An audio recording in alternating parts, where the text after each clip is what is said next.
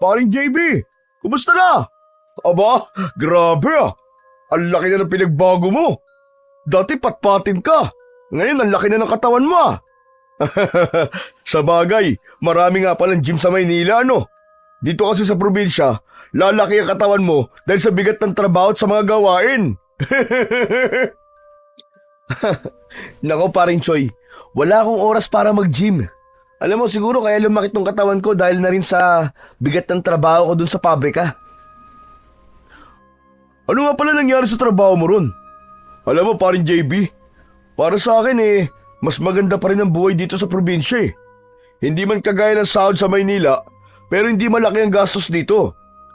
Hindi kagaya sa Maynila na ang tataas ng bilihin. Pambihira. O ito, nakita mo ba tong bahay ko to? Napatayo ko lang ito dahil sa pagtatrabaho ko kay Don Miguel sa gilingan niya ng palay. Wow, ayos ah. Asensado ka na pala pare. Masaya ako para sa'yo.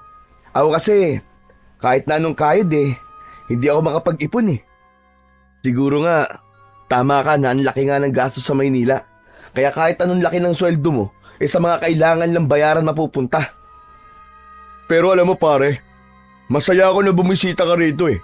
Ang tagal na natin di nagkikita.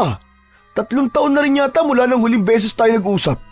Kaya masaya ako ngayon pare, dahil nakita tayo muli. Napangiti si JB sa sinabing yun ni Choi. Humigop siya ng kape na ibinigay nito sa kanya nung dumating siya sa bahay ng kanyang kaibigan. Oo nga pare, parang kailan lang yun no? Ikaw ba paring Choi? Hindi mo ba namimiss ang Maynila? Huh, ano naman ang mamimiss ko sa Maynila pare? Yung traffic at gulo? Mas maganda ang buhay ko rito pare. At least dito, may mapagkuunan ng kabuhayan kahit papano. Tumango si JB, ngunit hindi pa rin niya masabi kagad ang dahilan ng kanyang pagpunta ron. Saglit siyang tumingin sa kabuuan ng sala ng bahay ni Choi. May katamtamang laki ang bahay ng kaibigan niya.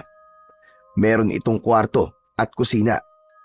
Medyo magulo, ngunit masasabi niyang mas okay yon dahil sarili nito ang bahay at lupa.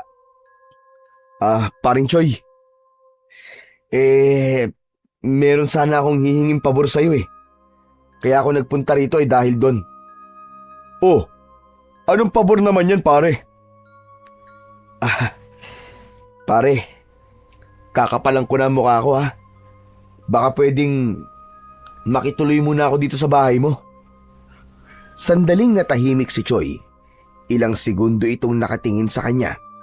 Tumikhim ito at saka muling nagsalita. Bakit pare? Ano ba nangyari? Ang totoo niyan paring Choi natanggal ako sa trabaho sa pabrika. Ha? Paano naman nangyaring natanggal ka ron? Hindi ba dikit ka sa supervisor doon? Kaya nga Saka alam mo namang hindi ako pabaya sa trabaho, di ba? Pero may isang kasamaan ako ron na nainggit sa akin dahil paborito ko ng supervisor namin. Yun, siniraan ako. Pinalabas niya na may ninakaw akong materyales sa bodega. Ano? Naniwala naman yung supervisor mo? Oo, kahit anong paliwanag ko, wala. Mas pinaniwalaan niya yung kasamaan namin. Ayun, tinanggal ako. Buti nga at hindi ako kinasuhan kundi mas malaking problema at abala yun. Napakamot si Choi sa kanyang batok. Langya, iba talaga nagagawa ng inggit pare no? Sa dating pabrikang pinagtatrabahuan ni JB, nagsimula ang pagkakaibigan nila ni Choi. Kapwa sila manggagawa roon at parehas na mga bagong salta sa syudad. Sa unang buwan pa lang ay nagkasundo na silang dalawa. Ano pare, ayos lang ba sa'yo na dito muna ako makituloy sa inyo? Pasensya ka na talaga ha. Wala na kasi akong ibang malalapitan Alam mo naman, parehas na tayong ulila.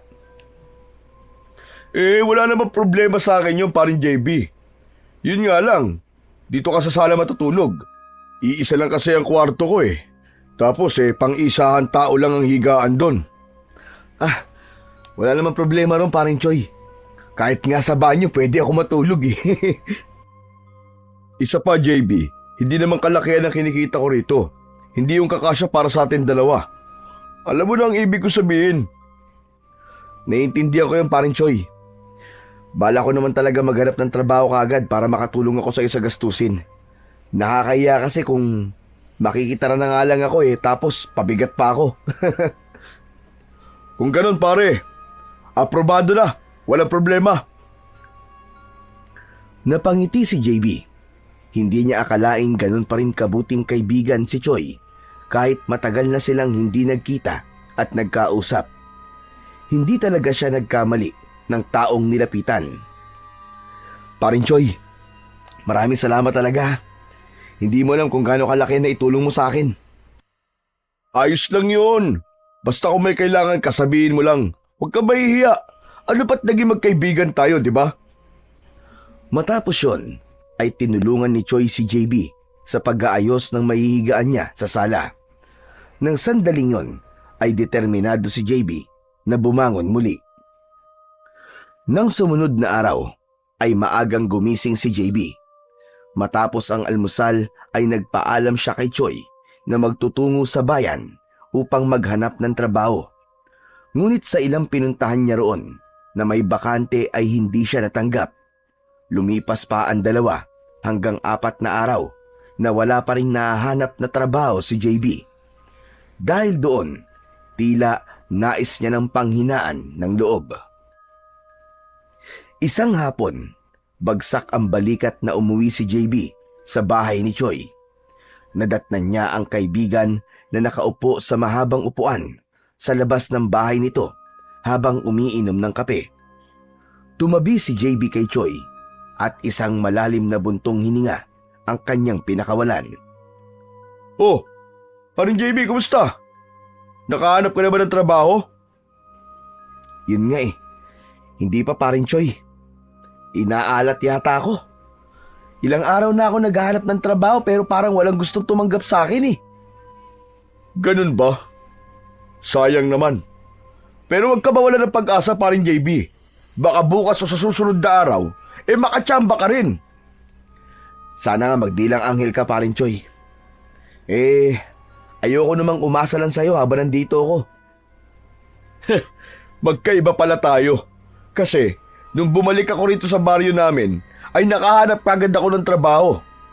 Alam mo, paring JB, swerte talaga ako sa trabaho ko sa sakahan ni Don Miguel Alam mo ba, sa lahat ng tauhan niya, ay ako ang pinakapaborito ni Don Miguel. Talaga?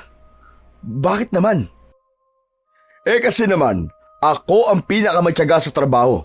Wala akong reklamo kahit gaano kainit sa bukid. Kaya nga isa ako sa tinaasan niya ng sahod noong nakaraang taon Minsan pa nga, ako ang pinagkakatiwalaan niyang magbantay sa gilingan ng palay kapag wala siya. Parang supervisor na rin ako dun, no? Aba, ayos Sa bagay pare, hindi na ako magtataka. Masipag ka naman talaga Pakiramdam ko nga, baka balang araw ay ako na maging kanang kamay ni Don Miguel Tumango na lang si JB at tumingin siya sa kawalan. Sa pagkakataon na yon, ay parang nais niya nang questionin kung tama ba ang desisyon niyang umalis sa Maynila at makipagsapalaran sa baryo ni Choi. Sa paglipas ng mga araw, ay mas lalong lumalim ang hiya ni JB kay Choi dahil wala pa rin siyang mahanap na trabaho. Samantala, si Choi ay abala sa trabaho nito sa sakahan. Madalas itong umuuwi ng pagod, ngunit masaya at palaging may kwentong dala tungkol sa naging araw nito. Paulit-ulit nitong ipinagmamalaki kay JB na paborito ni Don Miguel at kung paano ito napupuri lagi ng mayamang lalaki. Lalo lang nadagdagan ang bigat na dinadala ni JB. Hindi niya gustong manatili sa bahay ni Choi nang walang naiaambag. Hindi siya ganong klaseng tao. Kahit paano, ay meron naman siyang hiya sa kanyang katawan. Kaya isang gabi, habang kumakain sila ng hapunan, ay sinabi na ni JB ang isang desisyon na ilang gabi na niyang pinag-iisipan. Paring Choi,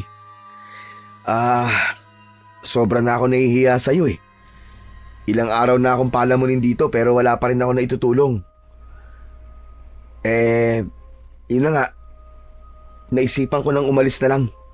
Oh, bakit pa naman iniisip yan, pambihira ka? Hindi naman kita pinapaalis Alam ko. Pero hindi ko rin naman pwedeng abusuin ng kabaitan mo, pare. Kaya babalik na lang siguro ako sa Maynila at muling makikipagsapalaran doon. May babalikan ka pa ba sa Maynila, pare? Ang totoo, hindi na ako sigurado Pero susubukan ko na lang ulit, pare. Hindi agad nagsalita si Choi. Napansin ni JB na tila nag-iisip ang kanyang kaibigan. Maya-maya pa ay inilapag ni Choi sa plato nito ang hawak nitong kutsara at tinidor, saka tumingin sa kanya ng matiim. Alam mo pa rin, JB, naghahanap ng dagdag na magsasaka si Don Miguel sa sakahan Kung gusto mo, pwede ka mag-apply. Talaga, pare? Pwede kaya ako doon? Oo naman. Sige, pare, payag ako. Mag-a-apply ako kay Don Miguel. Pero sigurado ka ba? Uunahan na kita, paring JB. Mahirap ang trabaho sa bukid. Hindi to katulad ng mga trabaho mo sa pabrika. Mas mabigat ang trabaho bilang magsasaka, pare, kaysa sa trabaho mo dati. Kasi talaga mabibilad kang parang tuyo sa init ng araw. Okay lang yun, pare, kahit mahirap gagawin ko. Basta marangal na trabaho. Kesa naman nandito lang ako sa bahay mo at nakatunganga, di ba? Okay, kung ganun, bukas isasama kita kay Don Miguel. Sigurado ako na matatanggap ka kasi malakas ako sa kanya Labis ang ginhawang naramdaman ni JB na sa wakas, magkakaroon na rin siya ng pagkakataong makapagtrabaho at hindi na lang siya aasa kay Choi. Parang Choi, maraming salamat Hulog ka talaga ng langit sa akin. Wala yun, ano ka ba naman? Basta, magpakatino ka na lang sa trabaho Huwag mo akong ipapahiya kay Don Miguel. Hindi mangyayari yon, pare. Pangako ko sa'yo. Bumalik ang sigla ni JB matapos ang pag-uusap nila na yon ni Choi. Kung kanina ay wala siyang ganang kumain, ay biglang naging mabilis ang kanyang pagsubo ng kanin at ulam. Sa labis na saya niya, kulang na lang ay yakapin at halikan niya si Choi ng sandaling yon. Kinabukasan ng umaga, matapos mag-almusal, ay naghanda na si JB sa pagsama kay Choi sa trabaho nito.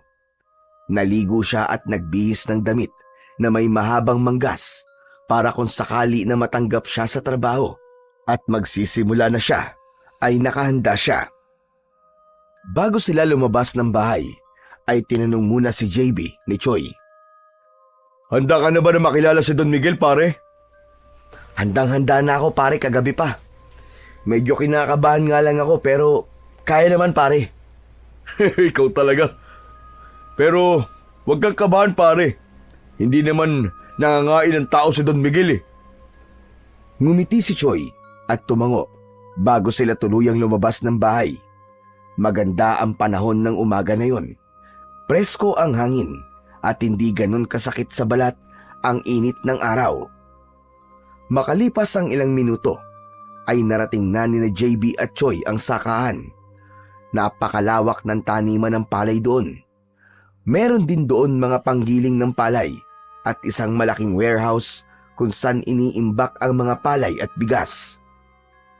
Sandaling huminto ang dalawa, itinuro ni Choi kay JB ang isang lalaki na nasa tabi ng gilingan ng palay na tila nagmamando sa ilang kalalakihan na naroon. Paring JB, nakikita mo ba yun? Yun si Don Miguel. Tinignan ni JB ang lalaki. Nasa tansya niya ay nasa 50 taong gulang na. Meron yung katamtamang pangangatawan at taas. Nakasuot ito ng simpleng polo at kaki na pantalon. Habang palapit sila kay Don Miguel, ay nakaramdam ng kaba si JB. Alam niyang importante ang magiging impresyon niya kay Don Miguel. Kaya kahit kinakabahan, ay nilakasan niya ang kanyang loob. Pagdating nila sa harapan ni Don Miguel, ay kagad na bumati si Choi. Magandang araw po sa inyo, Don Miguel. Magandang umaga rin naman sa iyo, Choi. May kasama ka yata? Opo. Gusto ko po sanang ipakilala po sa inyo ang kaibigan ko, si JB. Magandang araw po sa inyo, Don Miguel. Tinitigan si JB ni Don Miguel na para bang sinusuri siya nito mula ulo hanggang paa. May kailangan ba kayo sa akin? Gusto po sana niyo magtrabaho sa sakahan niyo. Ay, ganun ba? Tamang-tama pala. Nangangailangan ako ng dagdag na magsasaka. Pero, may karanasan ka na ba sa pagsasaka, JB? Wala pa po. Pero handa naman po ako matuto ng lahat ng dapat ko malaman. Kung wala ka pang karanasan sa ganitong klase ng trabaho, ano nagtulak sa'yo para gustuin mo magtrabaho sa sakahan ko? Mangyaring Don Miguel, kailangan ko po talagang kumita ng pere. At alam ko pong marangal ang trabahong ito. Wala pong kaso sa akin kahit mahirap po ang pagiging magsasaka. Ang importante po sa akin ay ang marangal ang trabaho ko. At kasundo ko po ang lahat ng aking katrabaho. At syempre, ang magiging amo ko. Bahagyang ngumiti si Don Miguel na waring natuwa sa sagot ni JB. Maraming bumibitiw sa ganitong trabaho dahil sa hirap. Sigurado ka bang kaya mo? Sigurado po ako, Don Miguel. Ako po ang klase ng tao na hindi agad sumusuko. Mabuti. Mas gusto ko ang taong porsigido kaysa sa taong may karanasan nga pero wala naman tiyaga. Nagustuhan ko ang mga sagot mo, JB. Choy, ikaw na ang bahalang magturo sa kanya na kailangan niyang malaman at gawin. Ariglado po, Don Miguel. Maraming salamat po. Muling ibinalik ni Don Miguel ang tingin niya kay JB. Simula ngayon, isa ka na sa mga magsasaka ko. Maaari ka na magsimula kagad sa araw na ito. Talaga po? Maraming salamat po, Don Miguel. Huwag mo muna akong pasalamatan. Patunayan mo na tama ang desisyon ko. Natanggapin ka. Opo, Don Miguel. Gagawin ko po ang lahat na makakaya ko. Tumango si Don Miguel. Matapos yun, ay nagpaalam na ito at naglakad papunta sa loob ng warehouse. Hindi makapaniwala si JB na ganun kadali ang magiging interview sa kanya ni Don Miguel. Bahagya siyang napapitlag nang maramdaman ang pagtapik ni Choy sa kanyang balikat. Ayos ka rin ah. Mukhang nagustuhan ka ni Don Miguel. Kaya nga eh. Salamat parin Choy ah. Kung hindi dahil sa'yo pare, malamang hanggang ngayon wala pa rin akong trabaho. Sus! Maliit na bagay pare. Huwag na natin palakihin. Oh, ano pang iniintay mo? Tara na! At simulan na natin ang unang araw mo bilang isang magsasaka. Ngumiti si JB at sumunod kagad siya sa kaibigan niyang si Choy. Alam niyang mahihirapan siya sa simula, pero handa siyang patunayan kay Don Miguel at Choy na kayang-kaya niya ang trabahong ipinagkatiwala sa kanya. Matapos yun, ay agad na sinamahan ni Choy si JB sa palayan upang ipakita ang mga dapat niyang gawin. Mainit ang araw, pero hindi niya inalintana ang sikat ng araw sa kanyang balat. Mas pinili niyang mag-focus sa bawat itinuturo ng kaibigan niya. Okay, ganito. Ang una mong dapat matutunan ay ang tamang paraan ng pagtatanim. Dapat pantay ang distansya ng mga lupa para hindi magsiksikan at tumubo sila ng maayos. Maingat na pinanood ni JB ang kilos ni Choy bago niya yun ginaya. Sa unang subok niya ay hindi pantay ang kanyang pagkakatanim, kaya napailing si Choy at muling ipinakita kung paano yun ginagawa ng tama. Pambihira, dapat kasi ganito. Hindi bara-bara. Huwag ka muna magmadali, lalo na't hindi ka pa sanay. Ang hirap naman pala nito, paring Choy. Akala ko madali lang. Wala namang madali sa trabahong bukid eh. Pero kapag nasanay ka na, ay sisiw na to para sa'yo. Sunod nilang ginawa ay ang pagbubungkal ng lupa gamit ang araro. Pinagmasdan ni JB kung paano hinawakan ni Choy ang lubid at kung paano nito ginagabayan ang kalabaw. Matapos ang ilang pagpapaliwanag, ay ipinasa ni Choy sa kanya ang lubid. Napalunok si JB pero agad niyang hinawakan ang lubid at sinubukang gabayan ang kalabaw. Pero hindi pa siya sanay kaya imbis na lumakad ng maayos ang kalabaw, ay lumiko ito sa maling direksyon. Parin JB, baka daling ka niya sa kabilang baryo, lagot ka! Teka lang pare! Teka lang, natataranta ako! Ano ka ba? Dapat kalmado ka lang. Kung kinakabahan ka, mararamdaman niya ng kalabaw at hindi ka susundin. Tandaan mo, ikaw ang amo ng kalabaw, kaya siya dapat ang susunod sa'yo at hindi ikaw ang mapapasunod niya. Sinubukan ulit ni JB at sa pagkakataong yun ay mas naging maayos ang kilos ng kalabaw.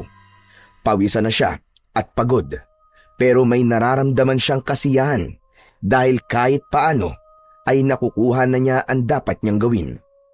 Naramdaman din niya ang kakaibang saya sa pagtatrabaho sa bukid, ang preskong hangin, ang tunog ng mga ibon, at ang pakiramdam ng pagiging produktibo. Habang abala si JB sa ginagawa, ay napansin niya doon si Don Miguel na nakatayo sa hindi kalayuan at pinapanood sila. Agad siyang nagpatuloy sa ginagawa at mas sinipagan pa niya. Oh, parin JB, umayos ka. Mukhang pinapanood ka ni Don Miguel, oh. Tignan mo. Sige pare, galingan mo. Pero sa tingin ko, iniisip ni Don Miguel na hindi mo mapapantay ng husay ko sa pagtatrabaho, kaya ako pa rin na magiging paborito niya. Pare, wala naman ako rito para agawin ang posisyon mo na paborito ni Don Miguel eh. Gusto ko lang talaga magtrabaho.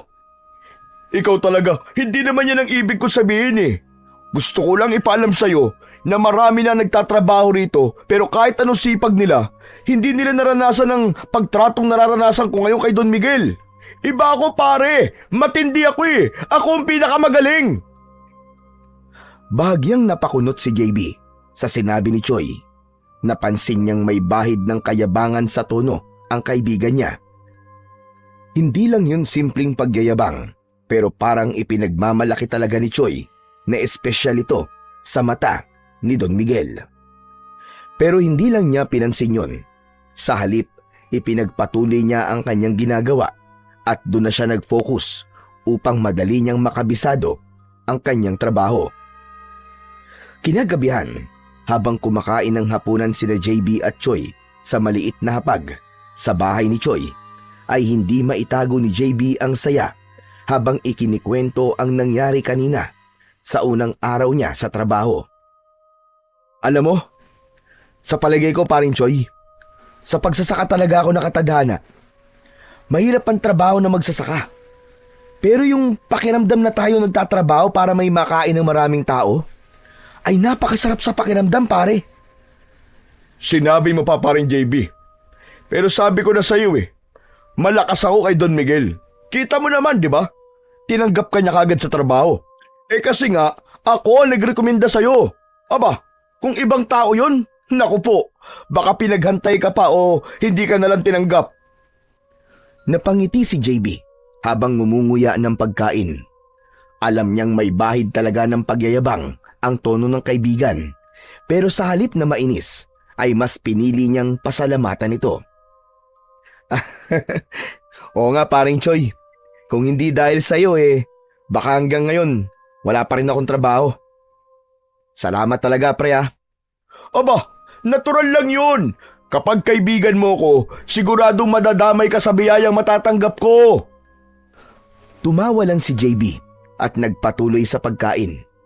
Alam niyang mayabang talaga si Choi, pero hindi naman niya maitatanggi na malaki talaga ang naitulong nito sa kanya. Sa mga sumunod na araw, ay unti-unting nasanay si JB sa buhay sa bukid. Sa umpisa, ramdam niya ang bigat ng trabaho. Ngunit dahil sa kanyang determinasyon, ay mabilis niyang natutunan ang mga dapat niyang gawin. Sa bawat araw na lumilipas, ay mas naging maayos ang kilos niya sa bukid at mas bumibilis na ang kanyang trabaho. Isang umaga, maagang nagtungo si JB sa sakahan para magtrabaho katulad ng kanyang nakasanayan sa mga nagdaang araw. Habang nagwawalis ng mga natirang ipa ng palay, ay natanaw niya ang ilang trabahador na nagkukumpulan malapit sa gilingan ng palay. May kakaibang ingay siyang narinig na parang may kung anong problema sa gilingan ng palay. Nasa tabi ni JB ang kanyang paring Choi na abala sa pagsasalansan ng mga sako ng palay. Ano kayang nangyayari doon? Walang sinagot si Choi at diretso na itong lumapit sa grupo ng mga trabahador. Napansin ni JB na naroroon si Don Miguel. Nakakunot ang noo nito at tila problemado. Sa pagkakataong yon ay hindi na napigilan pa ni JB ang sarili at sumunod siya kay Choi para alamin ang nangyayari. Paglapit niya ay narinig niya ang usapan nina Don Miguel at Choi. Choi, ano bang gagawin natin dito? Nasira ang isang gilingan. Hindi na gumagana ng maayos. Tinignan ni Choi ang makina at pinakiramdaman ang tunog nito saka tumango. Ang pinakamainam po ay ipaayos po kagad natin yan, Don Miguel. Mas mabuti nang gumastos ka ngayon kaysa lumala pa po ang sira at mas lumaki pa ang gastos. Napansin ni JB ang makina at lumapit pa siya roon ng konti. Mula sa itsura nun ay naisip niyang baka kaya niyang ayusin ang sira. Baka naman pwede ko pong silipin muna. Lumingon si Choi kay JB at bakas sa mukha nito ang pag-aalinlangan. Aba, teka pare, baka mamaya ay mas lumala pa ang sira niyan kapag ginalaw mo.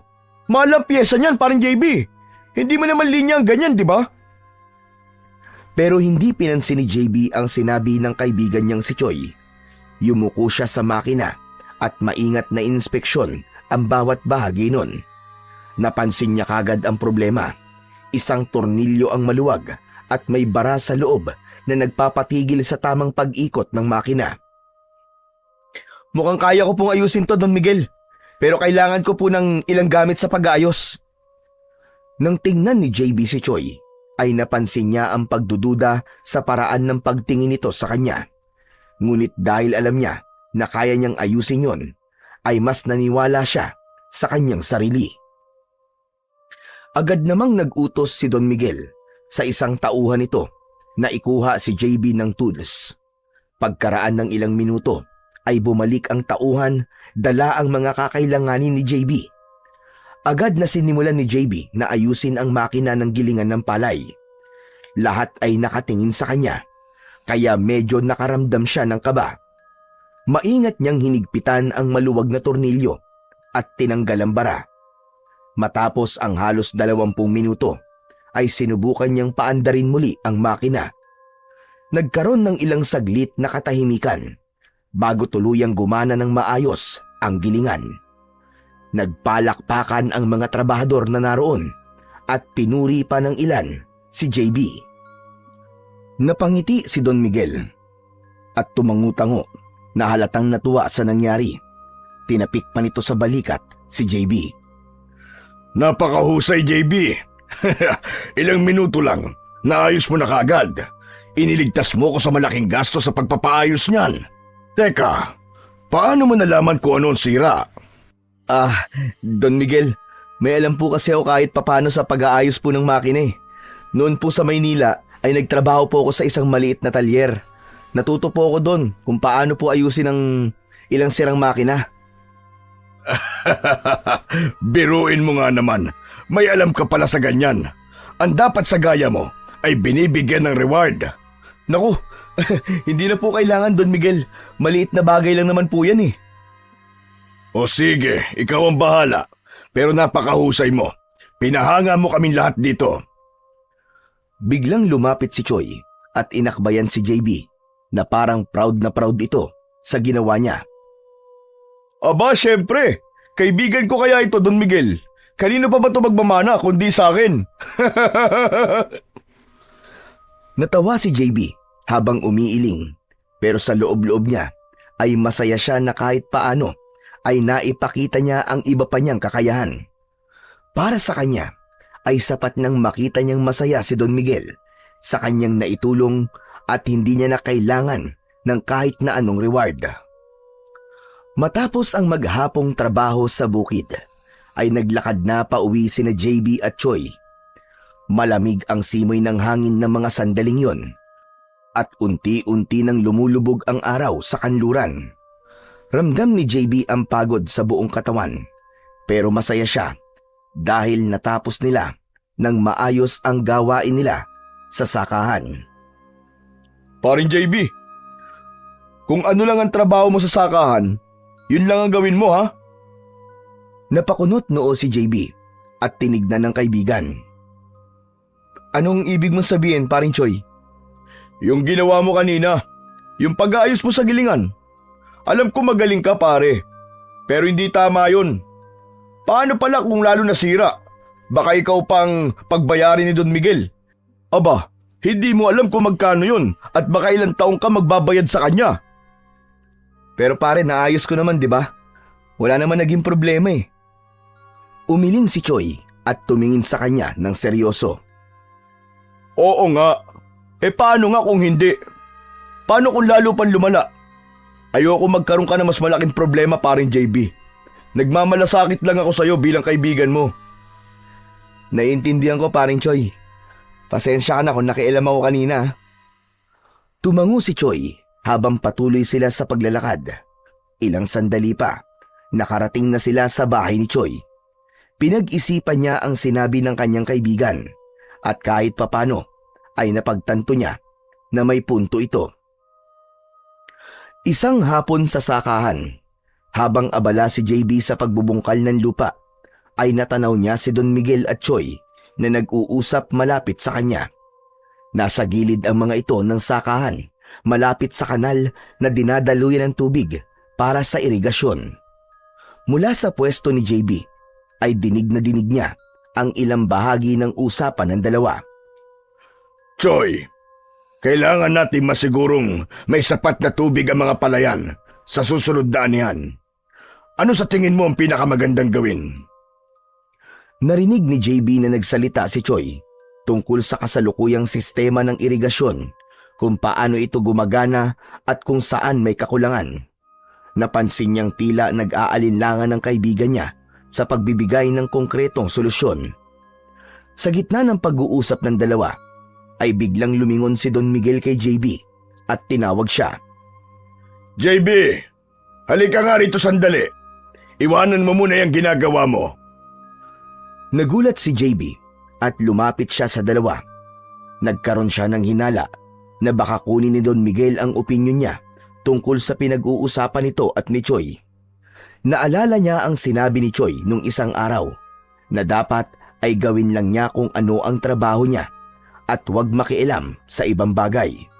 Pero naisip din niyang hindi naman panghihimasok ang gagawin niya kung sakaling hihingin nga ni Don Miguel ang kanyang opinyon.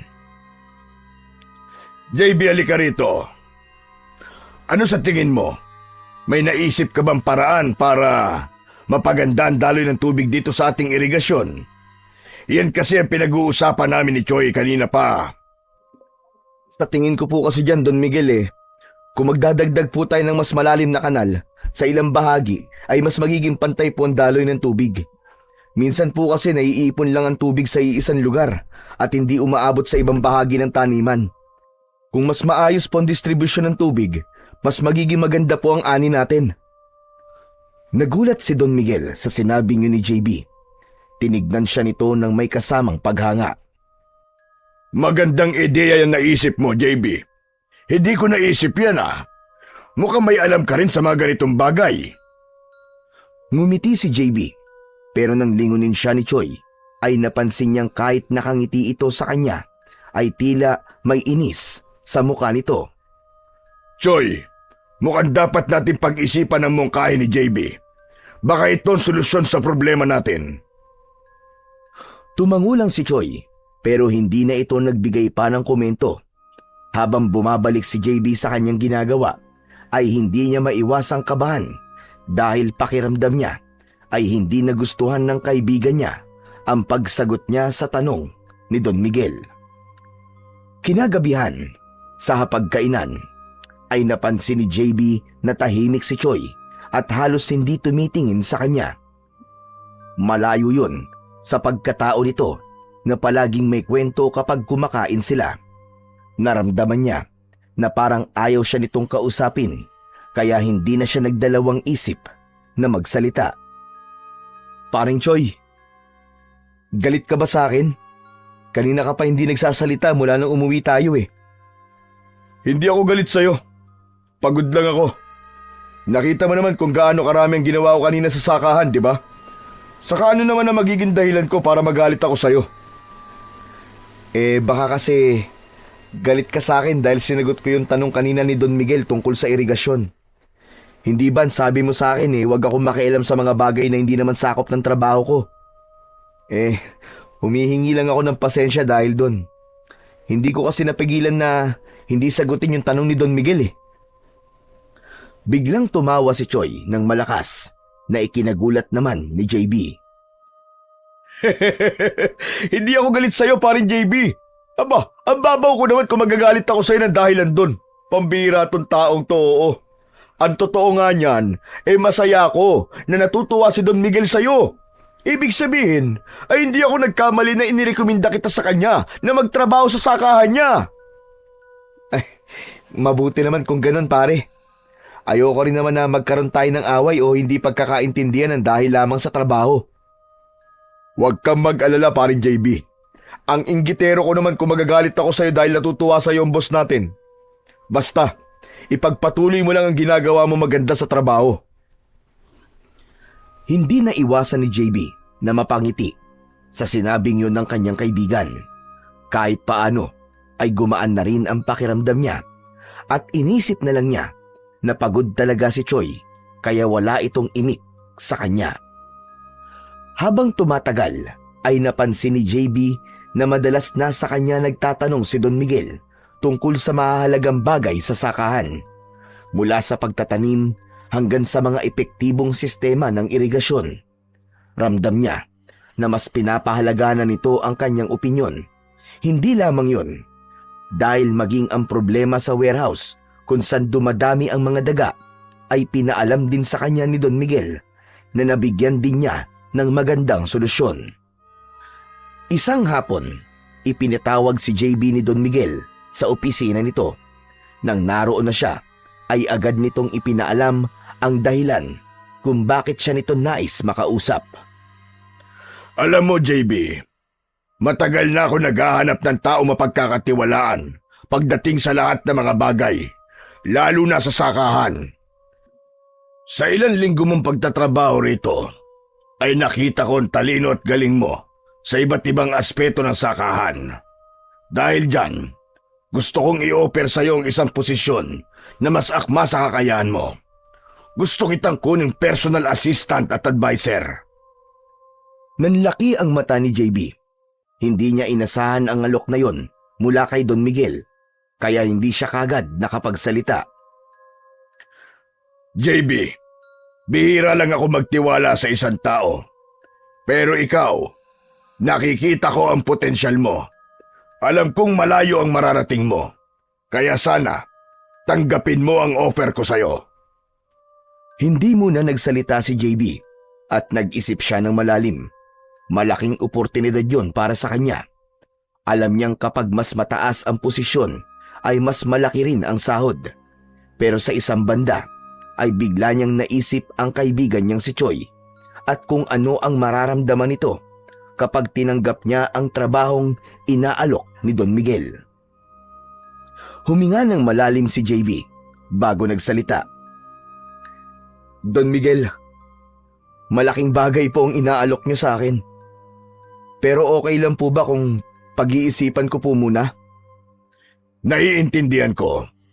Pero sana, huwag mong sayangin ang oportunidad na ito. Pag-isipan mong mabuti, JB. Tumango si JB at nagpaalam na kay Don Miguel. Habang naglalakad siya palabas ng opisina na yon, ay naramdaman niya ang mga magiging epekto ng magiging desisyon niya. Pero ano't anuman, ay nais pa rin niyang pangalagaan ang pagkakaibigan nila ni Choi. Isang hapon, naglalakad sina JB at Choi pauwi. Kanina pa hindi mapakali si JB dahil hindi niya alam kung paano sasabihin kay Choi ang napag-usapan nila kanina ni Don Miguel. Alam niya na kailangan niya yung ipaalam kay Choi upang malaman niya ang mararamdaman nito dahil dun siya magsisimulang gumawa ng desisyon. Paring Choi, meron sana akong gustong sabihin sa'yo eh.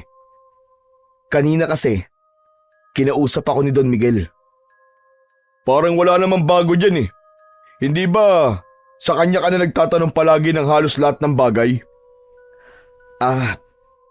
Inalok niya kasi ako na maging personal assistant at advisor niya. Saglit na natigilan si Choi. Halatang nagulat ito sa narinig. Napansin ni JB ang saglit na pagbabago sa ekspresyon ng kaibigan. Tila hindi nito nagustuhan ang sinabi niya. Kung ayaw mo, paring Choi, tatanggihan ko na lang. Hindi pa naman ako nagdidesisyon eh. Ang sabi ko kasi kay Don Miguel ay pag-iisipan ko muna. Ano ka ba, JB? Nagulat lang ako pero masaya ako sa sinabi mo. Huwag mo nang pakawalan yan. Bihira lang ang ganyang pagkakataon. Talaga, paring Choi? Hindi ka galit? Naalala ko kasi, sabi mo dati gusto mong maging kanang kamay ni Don Miguel, di ba? Naisip ko kasi na baka magalit ka kapag tinanggap ko ang posisyon na gusto mo. Siyempre, kung magagalit ka, hindi ko na lang tatanggapin yun. Mas importante pa rin sa akin ang pagkakaibigan natin kumpara sa ibang bagay. Ngumiti si Choi sa kanya, sabay tapik sa balikat ni JB. Bakit naman ako magagalit sa ganyang bagay, pare? Masaya ako sa kung ano man na magagandang nangyayari sa'yo ngayon. Magkaibigan tayo, di ba? Salamat, paring Choi ah. Ibig sabihin yan, tatanggapin ko na ang offer ni Don Miguel. Oo naman, tanggapin mo! Magagalit ako kapag hindi mo tinanggap yun. Dahil sa mga sinabi ni Choi, ay tuluyan nang nawala ang pangamba ni JB. Mas lalo niyang napatunayan na napakapalad niya at nagkaroon siya ng isang kaibigan na kagaya ni Choi. Nang sumunod na araw, ay maagang nagtungo si JB sa opisina ni Don Miguel. Nang makita siya ni Don Miguel, ay ngumiti ito na para bang alam na nito ang dahilan kung bakit siya naroon. JB, ano? Napag-isipan mo na ba ang offer ko sa'yo? Opo, Don Miguel. Tinatanggap ko na po ang alok nyo. Napakagandang balita niyan, JB. Napakasaya ko dahil tinanggap mo ang offer ko sa'yo. Maraming salamat. Ako po ang dapat magpasalamat sa inyo, Don Miguel. Maraming salamat po sa tiwala na ibinibigay niyo po sa akin. Simula nang tinanggap ni JB ang posisyon niya na yon, ay mas lumawak ang kanyang pananaw sa pagpapatakbo ng isang malaking sakahan. Nagbigay siya ng mga makabagong ideya na lalong nagpaganda sa operasyon ng sakahan. Dahil doon ay lalo siyang hinangaan ni Don Miguel. JB, hindi lang matalino ang mga ideya mo, kundi praktikal pa. Malaking tulong talaga ito sa akin. At dahil dyan, itataas ko ang sahod mo bilang pagkilala sa sipag at galing mo. Don Miguel, hindi naman po ako humihingi ng dagdag na sahod eh. Ginagawa ko lang po ang trabaho ko sa inyo. Ano ka ba, iho? Huwag ka nang tumanggi. Napakalaki na natitipid ko dahil sa mga ideya mo. Karapat-dapat lamang nataasan ko ang sahod mo. Labis na natuwa si JB sa kanyang narinig. Hindi niya inakala na sa loob lamang ng ilang linggo ay aabot siya sa ganung posisyon. Samantala, ramdam naman ni JB na masaya si Choi para sa kanya. Kahit minsan ay wala itong ipinakitang inggit o sama ng loob sa kanya. Palagi nitong ipinagmamalaki sa mga trabahador ang kanilang pagkakaibigan. Isang tanghali, sandaling huminto sa pagtatrabaho si JB upang kumain ng tanghalian. Nagpasya siyang pumunta sa lugar kung saan madalas kumakain ang ilang trabahador at si Choi. Habang palapit siya roon, ay napahinto siya nang marinig ang tawanan ng ilang trabahador. Aba Choi, mukhang nalagpasan ka na pala ni JB ah. Bago pa lang yun dito pero ngayon mas mataas na ang posisyon sa'yo ah. Ano ba pakialam mo? Bakit hindi ang pagtatrabaho mo ang atupagin mo? Teka, relax ka lang. Nagbibigay lang naman ako ng opinion eh. Hindi ba ikaw ang parang kanang kamay ni Don Miguel noon? Pero ngayon, parang hindi ka niya na napapansin ah. Siguro, grabe lang inggit mo sa kaibigan mo, no? Anong sinabi mo? Bakit naman ako maiinggit? Eh ako nga nagdala kay JB dito, di ba? Kung tutusin, kung wala ako, baka hanggang ngayon, naghahanap pa rin siya ng trabaho. At saka, hindi niya naman ako kagaya na napakalaki ng inggit sa katawan. Nagtawanan ng iba pang trabahador. Hindi sigurado si JB kung biro lang ang sinabi ni Choi o may bahid ng hinanakit. Pero mas pinili niyang wag nang lumapit.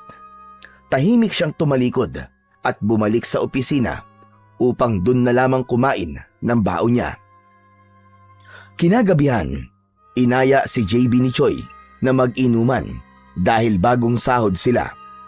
Bilog na bilog ang buwan, kaya naisipan nila na sa harap ng bahay uminom. Naglabas sila ng lamesa at 2 upuan. Inilapag ni Choi ang alak at pulutan sa lamesa at agad nilang inumpisahan ang pagtagay sa alak. Sinalina ni Choi ng alak ang 2 baso. Sabay nilang kinuha ang mga baso at itinaas yun ni Choi. Ang unang tagay natin ay para sa bagong assistant ni Don Miguel.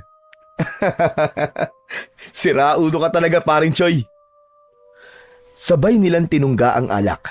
Naramdaman ni JB ang pagguhit ng alak sa kanyang lalamunan. Kaya agad niya yung sinundan ng pag-inom ng tubig at ng pulutan nilang inihaw na tilapia. Habang patuloy silang umiinom, biglang naisip ni JB ang narinig niya kanina sa sakahan. Alam mo, paring Choi, narinig ko kanina yung usapan nyo kanina sa sakahan eh. Nako, wag mo nang isipin yung paring JB. Wala yun. Kilala mo naman ang mga katrabaho natin. Mahilig mang Alaska. Alam ko naman yun eh. At ramdam ko naman na masaya ka para sa akin, paring Choi. Kaya lang parang ayoko naman na masira ang pagkakaibigan natin dahil lang sa mga biro at pang-Alaska nila. Ito ang tandaan mo, paring JB ha.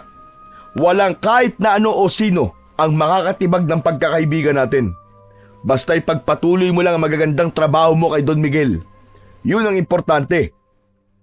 Tumango si JB at muling uminom.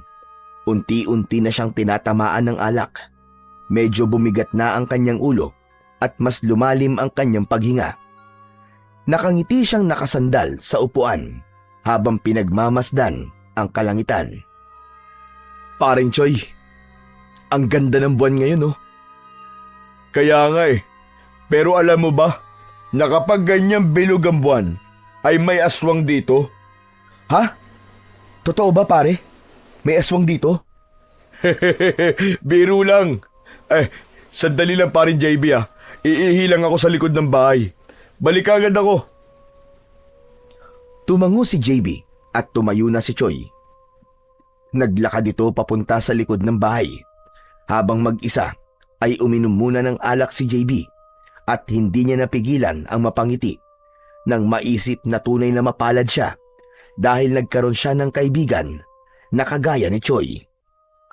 Makalipas ang ilang minuto ay napansin ni JB na hindi pa rin bumabalik si Choi. Pambihira talaga tong kumpare kong to. Oh. Hay nako, mukhang nakatulog na yata sa likod ah. Hindi alam ni JB, ngunit bigla siyang kinabahan sa dahilan na hindi niya alam. Kakaiba ang katahimikan ng gabi. Nang dumaan sa kanya ang malamig na hangin, ay nagtaasan ang balahibo sa braso niya. Hindi na siya nagdalawang isip at sinundan na niya si Choi sa likod ng bahay. Pero pagdating doon ay napakunot ang noo niya sapagkat wala ron ang kanyang kaibigan. Luminga si JB sa paligid sa pag-asang makikita ang kaibigan niyang si Choi, pero bigo siya. Hanggang sa pagtingin niya sa lupa ay doon niya nakita ang isang tsinelas na sigurado siyang pag-aari ni Choi. Napalunok siya at nagsimula siyang makaramdam ng kaba. Kay paring Choi to ah! Choi! Pare, nasan ka? Choi! Walang sumagot sa pagtawag na yon ni JB. Ilang beses pa niyang tinawag si Choi, ngunit tanging ang katahimikan ng gabi ang sumagot sa kanya. Muli niyang iginala ang paningin sa paligid, pero wala pa rin siyang nakitang kahit na anong senyalis ni Choi, maliban sa naiwan itong tsinelas. Maya-maya pa ay napapitlag si JB nang makarinig siya ng mahinang kaluskos sa mataas na talahib sa likod ng bahay ni Choi. Sa sobrang taas ng talahib doon ay hindi na makikita ang isang tao kapag pumasok doon. Habang nakatingin sa taliban si JB ay napansin niya na merong gumagalaw doon.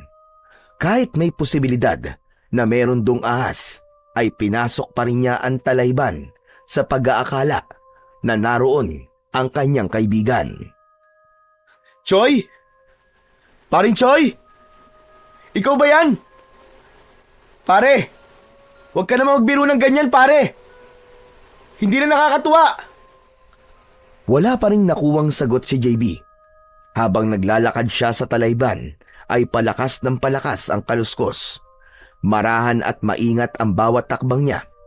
Gamit ang mga kamay, ay hinahawi niya ang matataas na talahib sa kanyang nadadaanan. Kahit may takot siya sa kanyang dibdib, ay pinilit ni JB na lakasan ang kanyang loob dahil nais niyang makasiguro na ligtas ang kaibigan niyang si Choi at walang masamang nangyari dito. Dahan-dahan niyang itinulak ang ilang tangkay ng talahib at sumilip sa loob. Paring Choi? Paring Choi, kung nandiyan ka, lumabas ka na. Huwag mo naman akong tinatakot ng ganito. Pakiramdam ni JB ng sandaling yon ay may kung anong nagmamasid sa kanya mula sa isang parte ng talahiban. Hanggang sa paghawi niya ng talahib ay nagulantang siya ng isang nakakatakot na nilalang ang biglang sumunggab sa kanya. Natumba siya at pumaibabaw ang nilalang na yon sa ibabaw niya. Ang nilalang ay may nanlilisik na mga matang namumula. Mangitim-ngitim ang mukha nun at merong matutulis na mga ngipin. Nanlaki ang mga mata ni JB nang maramdaman niya ang matatalas na ngipin ng nilalang na yon na bumaon sa kanyang balikat. Mas lalong lumakas ang sigaw niya nang halos umabot na sa buto niya ang mga ngipin nito. Sa gitna ng matinding sakit at pagkataranta, ay naging alerto pa rin ang isip ni JB. Ubod lakas niyang sinuntok ang tagiliran ng halimaw.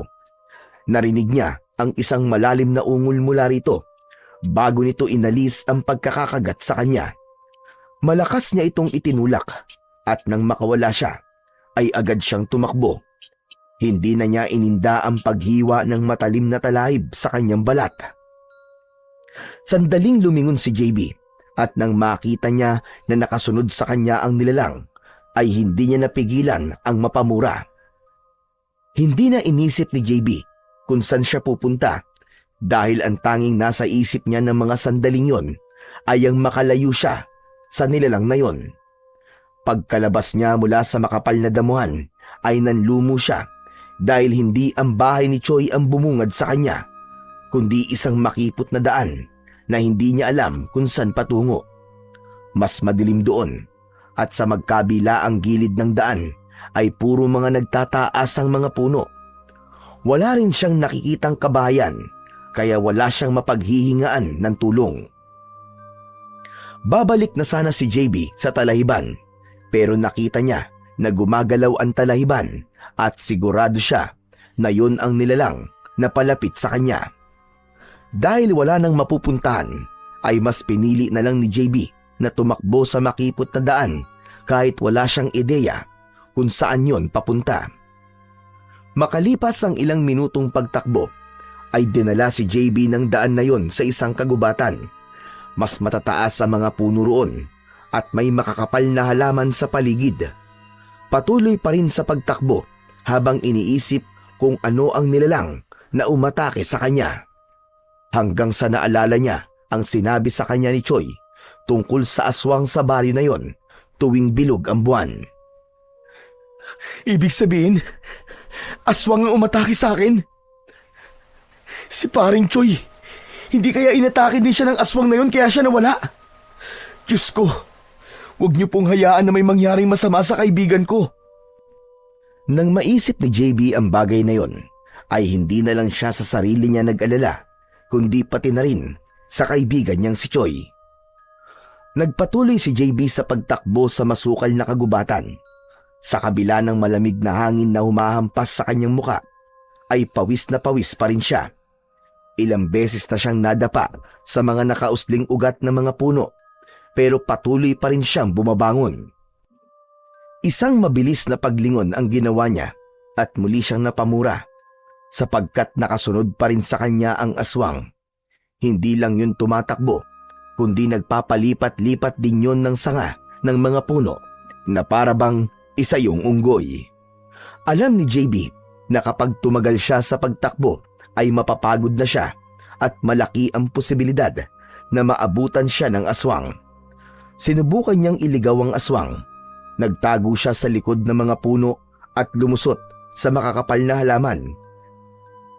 Hindi siya huminto sa pagtakbo hanggang sa hindi niya napansin ang pababang daan sa kanyang unahan. Pagtapak niya roon ay hindi niya naramdaman ang lupa at bigla siyang natumba at nagpagulong-gulong siya papunta sa ibaba. Impit na napasigaw si JB nang maramdaman niyang tumama ang noo niya sa katawan ng nakatumbang puno. Ah! Aray ko! Ano bang kamalasan ang nangyari sa akin sa gabing ito? Kahit nanlalabo ang paningin dahil sa sugat sa noo, ay pilit pa rin tumayo si JB. Nang tumingala siya sa kalangitan, ay napanganga siya sapagkat napakaraming bulalakaw ang gumuguhit sa kalangitan. Hindi na niya mabilang ang bulalakaw na kanyang nakita sa loob lamang ng ilang segundo. Pakiramdam niya ay nakalimutan niya ng sandali na nasa gitna siya ng malaking panganib na maaaring maging mitya ng buhay niya. Hanggang sa nagliwanag ang paligid, nanlaki ang mga mata ni JB nang makita niya ang papalapit na bola ng liwanag sa kanyang kinatatayuan. Nang mapagtanto niya na isa yung bulalakaw, ay agad siyang umalis sa kanyang kinatatayuan. Nawalan siya ng balanse at kasabay ng pagtumba niya ay ang pagbagsak ng bulalakaw malapit sa kanya. Sumabog ang bulalakaw at isang malaking piraso nun ang lumipad at direktang tumama sa ulo niya. Sa bilis ng pangyayari ay hindi na nagawang umiwas ni JB. Matapos yun ay nagdilim ang paningin niya at nawalan siya ng ulirat. Sa muling pagbabalik ng malay ni JB ay sumalubong sa kanya ang matinding sikat ng araw. Napapikit siya ulit at ikinurap-kurap ang kanyang mga mata hanggang sa nasanay na siya sa liwanag. Matapos yun ay unti-unti na siyang bumangon. Inasahan niya na masakit ang buo niyang katawan dahil sa mga nangyari kagabi. Ngunit labis ang pagtataka niya nang wala siyang naramdaman na kahit na anong sakit. Kahit ang mga sugat niya ay nawala na rin. Kinapa niya ang balikat niya kung saan siya kinagat ng aswang at maging ang sugat niya ay wala na rin. Imposible! Ano to nangyari? Paano nawala mga sugat ko? Panaginip ba ang lahat ng yon? Sandaling natigilan si JB nang maramdaman niya na mayroong bagay siyang hawak sa kanang kamay niya. Marahan niyang binuksan ang kanyang kamay at doon ay nakita niya ang isang maliit na bilog na bato. Kulay itim yun, makintab at kasinlaki ng isang holen. Bumilis ang tibok ng puso ni JB nang makita niya ang itim na bato. Naramdaman niya ang kakaibang enerhiyang dumadaloy mula sa bato papunta sa kanyang katawan na parang nagpapalakas sa kanya. Ikaw ba nagligtas sa akin? Tanong ni JB habang nakatitig sa bato. Maya-maya pa ay luminga si JB sa paligid. Sa hindi kalayuan ay nakita niyang may isang bahagi ng lupa na tila sunog at may maliit na hukay sa gitna. Naalala niya ang bulalakaw na muntik nang bumagsak sa kanya. Kung ganun, hindi pa naginip pa nangyari kagabi. Ibinulsa na ni JB ang itim na bato. Naisip niya na kailangan niyang bumalik sa bahay ni Choi upang masiguro niya na ligtas ito. Hindi na siya nagsayang ng oras at nagmamadali siyang naglakad palabas ng kagubatan na yon. Makalipas lamang ang ilang minuto ay narating na ni JB ang bahay ni Choi. Ngunit pagdating niya roon ay wala ang kaibigan niya. Napuno siya ng kaba. Mabilis niyang tinungo ang sakahan ni Don Miguel at umasa siya na makikita niya roon si Choi. Pagdating ni JB sa sakahan ay nakahinga siya ng maluwag nang makita niya si Choi na abala sa pag-aayos ng mga bagong dating na sako ng pataba. Agad niya itong nilapitan at nang makita siya ni Choi ay napaatras ito sa gulat na para bang hindi ito makapaniwala na nakikita siya nito. Paring Choi! Buhay ka! Ano nangyari sa'yo kagabi? Bigla ka na lang nawala ba nagiinuman tayo? Akala ko napatay ka na ng aswang eh. Ano ka ba? Umihi lang ako tapos naisipan ko maglakad-lakad. Lasing na ako kaya nakalimutan ko magpaalam sa'yo. Pero sandali, anong aswang ang sinasabi mo? Paring Choi, may aswang. Totoo yung aswang na sinabi mo sa akin kagabi. Sa paghahanap ko sa'yo kagabi, ay napunta ako sa Talayban tapos doon na ako inatake ng aswang hanggang sa napunta ako sa gubat. Teka, sandali paring JB, hindi ko maintindihan ang sinasabi mo eh. Lasing ka pa rin ba hanggang ngayon? Ano ka ba paring Choi? Hindi ako lasing. Hulas na nga ako eh. Maniwala ka. Inatake ako ng aswang kagabi. Tapos pare, may bulalakaw na muntik nang bumagsak sa akin. At nakuha ko to. Kinuha ni JB ang itim na bato sa kanyang bulsa at ipinakita niya yon kay Choi. Ipapaliwanag na sana niya kay Choi kung ano yon, pero parehas silang natigilan nang lumapit sa kanila si Don Miguel. JB, nariyan ka na pala. Kanina pa kita hinihintay. Sumunod ka sa opisina ko at may kailangan tayong pag-usapan. Hindi na hinintay ni Don Miguel ang sagot ni JB. Tumalikod na ito at naglakad pabalik sa opisina. Habang si JB ay tila wala pa rin sa sarili at nakatulala lang. Sige na pare, sumunod ka na kay Don Miguel. Pag-usapan na lang natin ito mamaya. Tumango si JB at kahit magulo pa rin ang isip niya, ay sinundan niya si Don Miguel papunta sa opisina nito. Pagpasok ni JB sa opisina ni Don Miguel, ay agad niyang napansin ang tensyon sa mukha ng kanyang amo. Hindi ito kagaya ng dati na nakangiti ito o kaya ay kalmado lang. Maupo ka, JB. Sumunod naman si JB at naupo sa upuang kaharap ng mesa ni Don Miguel. Nanatili itong nakayuko habang hawak ang isang papel. Don Miguel, ano pong pag-uusapan natin? May nawawalang pera saka ako dito sa opisina. Hindi lang basta pera, kundi malaking halaga ng pera. Ayoko nang dalhin ito sa mga pulis dahil malakas ang pakiramdam ko na isa tong inside job. Ayoko na magkaroon pa ng usapin dito sa baryo. Don Miguel, may hinala na po ba kayo kung sinong kumuha? Umiling si Don Miguel. Wala pa. Pero gaya ng sinabi ko, naniniwala ako na nagtatrabaho lang dito sa aking sakahan ang salarin. Kung ganun po, Don Miguel, bakit niyo po ako pinatawag? Gusto kong ikaw ang mag-imbestiga nito, JB. Lihim mong alamin kung sino ang nagnakaw. Ako po? Bakit ako po? Alam kong mapagkakatiwalaan kita, JB. Hindi ko ito pwedeng ipagkatiwala sa iba. Napakamot si JB sa kanyang batok. Kagabi pa lang ay sunod-sunod na ang mga bagay na bumabagabag sa kanya at hindi niya inasahan na madadagdagan pa pala yun. Pero dahil nais niyang tulungan si Don Miguel, ay naisip niya na yun muna ang kanyang uunahin. Sige po, Don Miguel. Susubukan ko pong alamin kung sino po nagnakaw sa pera niyo. Mabuti. Pero mag-iingat ka, JB. Kung sino man ang gumawa nito, siguradong hindi basta-basta. Huwag ka mag-alala. Ako na ang bahala sa iyo kapag nalaman mo kung sino ang magnanakaw. At huwag mong sabihin kahit na kanino na inutusan kita na gawin yan.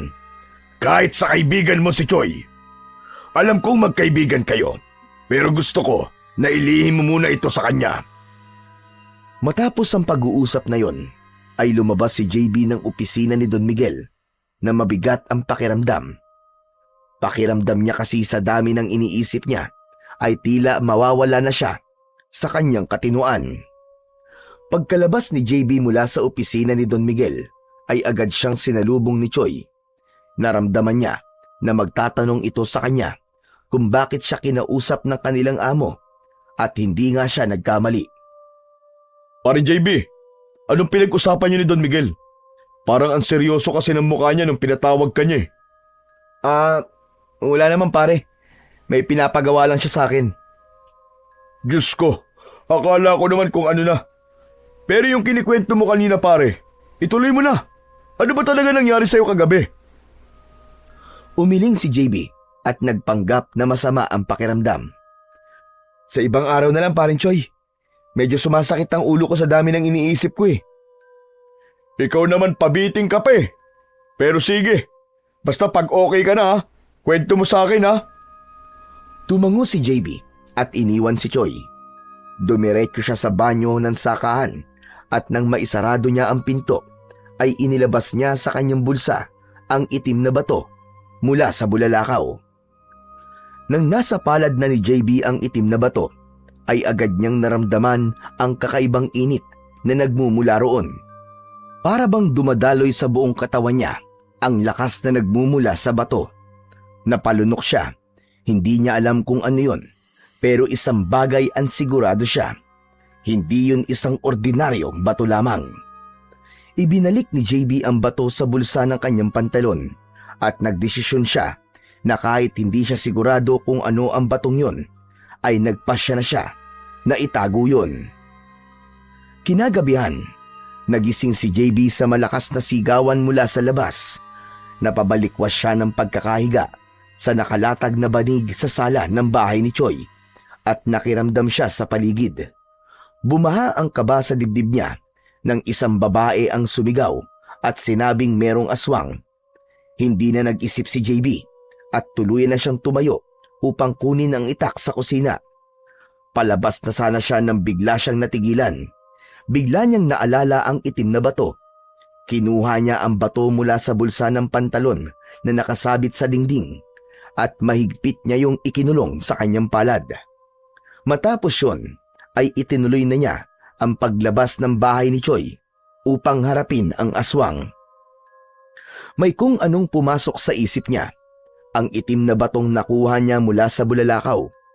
Sinundan ni JB ang sigawan hanggang sa nakita niya sa madilim na bahagi ang isang grupo ng mga tao na may dalang itak at sulo.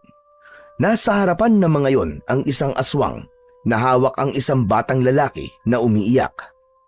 Pumuesto si JB sa unahan ng mga tao at nang makita niya ang itsura ng aswang ay naningkit ang kanyang mga mata.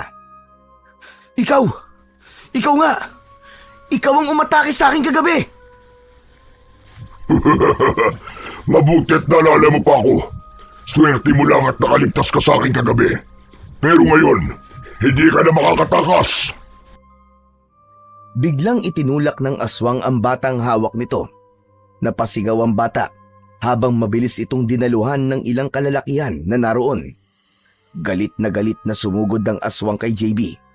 Mabilis nitong hinawakan ang braso niyang may hawak na itak, dahilan para mabitiwan niya ang itak. Sinubukan nitong kagatin ang kanyang leeg, ngunit sinuntok niya ito ng malakas sa muka. Nag-atrasa ng mga tao at nagulat sa lakas ng suntok ni JB. Muling umatake ang aswang, pero mabilis na naiwasan ni JB ang hampas ng matutulis nitong mga kuko. Sinipa niya ito sa tagiliran, dahilan para mapaluhod ito sa lupa. Sinundan niya yon ng isa pang sipa at mabilis na suntok sa sikmura, sabay hampas ng siko sa likod ng aswang. Napasigaw ang halimaw sa labis na sakit. Bumuelo si JB at pinakawalan ng isang malakas na sipa na tumama naman sa dibdib ng aswang. Sa lakas ng sipa na yon ay tumilapon ng aswang sa lupa at mabilis na gumapang papalayo. Nang tumayo ito, ay nanlilisik ang mga matang tumitig sa kanya. Hindi pa tayo tapos. Sisiguraduhin ko na sa susunod na pag-aarap natin ay mapapatay na kita. Bago pa man makapagsalita si JB, ay biglang tumakbo ng mabilis ang aswang. Mabilis yun naglaho sa dilim, kaya hindi niya na yon nasundan pa. Saglit na natahimik ang paligid. Pagkatapos ay biglang nagpalakpakan ng mga tao na tila hindi makapaniwala sa nasaksihan na husay ni JB sa pakikipaglaban. Nilapitan siya ng mga tao at nagpasalamat ng mga ito sa kanya. Ayon sa nanay ng batang lalaki, kung hindi dumating si JB ay baka kung ano na ang nangyari sa anak nito. Hindi nagtagal doon si JB. Habang naglalakad siya pabalik sa bahay ni Choi, ay inilabas niya ang itim na bato. Mataman niya yung tinignan.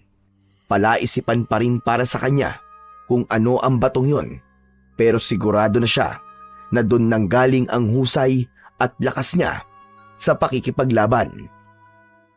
Nang mapagtanto ni JB na sa itim na bato nanggaling ang lakas at tapang niya, ay kumuha siya ng tali at ginawa niyang pulseras ang itim na bato upang hindi na yon mahiwalay sa kanyang katawan. Simula rin noon ay halos gabi-gabi nang umaatake ang aswang sa baryo, at dahil doon ay napuno ng takot ang mga tao. Ngunit sa bawat pag-atake ng aswang ay palaging naroon si JB upang ipagtanggol ang baryo mula sa aswang. Yun nga lang, palaging nakakatakas ang aswang, kaya hindi nagkakaroon ng pagkakataon si JB na mapatay ito. Dahil sa ginagawang yun ni JB, ay mabilis siyang nakilala. Marami ang humanga sa kanya at itinuring siyang isang matapang na bayani. Isang umaga, habang naglalakad si JB papunta sa sakahan, ay nagulat siya nang isang batang lalaki ang biglang tumakbo papalapit sa kanya. Agad niyang nakilala ang bata dahil yon ang iniligtas niya nung unang gabi na umatake ang aswang sa baryo. Ako po pala si Makoy, Kuya JB. Ako po yung iniligtas nyo dati doon sa aswang. Ah, oo nga no. Ikaw nga yun. Namumukhaan kita eh. O ano, kumusta ka na pala? Ayos lang naman po ako, Kuya. Gusto ko lang po sana magpasalamat po sa inyo ng personal. Kung hindi po dahil sa inyo, baka kinain na po ako ng pangit na aswang na yon. Wala yun, Makoy. Basta mag-iingat ka palagi ha. At palagi ka magpipray. Opo, Kuya JB. Ngumiti si Makoy, saka inilabas ang isang bagay na kanina pa nito itinatago sa likod nito. Nagulat naman si JB nang malaman na isang dinamita ang hawak ng bata. Diyos ko pong bata ka! Bakit may dala kang ganyan? Saan mo nakuha yan? Nagtatrabaho po kasi sa minahan si tatay eh. Ginagamit po nila ito sa trabaho nila. Kinuha ko po ito sa bahay namin. Makoy, dinamita yan at hindi yan isang laruan. Alam ko po, Kuya JB. Hindi ko naman po ito paglalaruan eh. Baka magamit niyo po ito para mabatay niyo po yung aswang. Inabot ni Makoy kay JB ang dinamita at tinanggap naman niya yon. Naisip niya na merong punto si Makoy.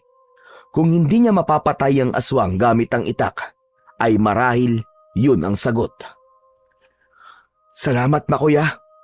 Malaking tulong tong binigay mo sa akin. Biglang ngumiti ang bata bago tumakbo palayo. Isinilid naman ni JB ang dinamita sa kanyang bag bago ipinagpatuloy ang paglalakad patungo sa sakahan. Nang makarating na si JB sa sakahan, ay sinalubong siya ng kanyang mga katrabaho. Lahat ay pinuri siya sa kabayanihan na ginagawa niya dahil sa pakikipaglaban sa mga aswang. Wala nang ibang naisagot si JB kundi salamat.